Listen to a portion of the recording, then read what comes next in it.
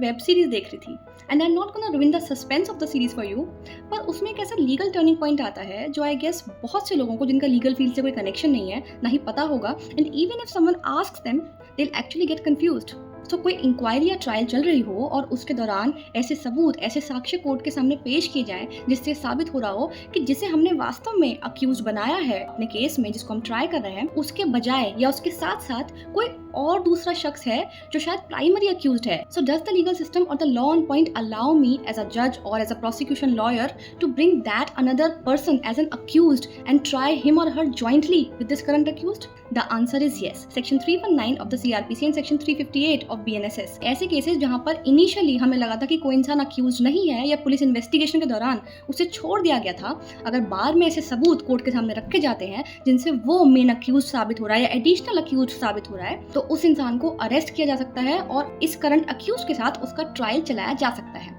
ऐसे केसेस में बस विटनेसेस को री एग्जामिन करना होता है और उस इंसान के खिलाफ जिसको आपने एडिशनल अक्यूज बनाया है प्रोसीडिंग्स शुरू से शुरू होती हैं। ऐसे प्रोविजंस इसलिए बहुत जरूरी हैं क्योंकि कई केसेस ऐसे होते हैं जहां बाद में एविडेंस हमारे सामने आता है, एविडेंस को छुपा के रखा जाता है या उसका टैंपरिंग की जाती है। तो अगर बाद में हमारे सामने रियल अक्यूज्ड आ जाता है तो हम उसे सजा दे पाएं, that is the demand of justice. और कोई इनोसेंट, किसी बेगुनाह को सजा ना हो, that is the principle of law that we follow.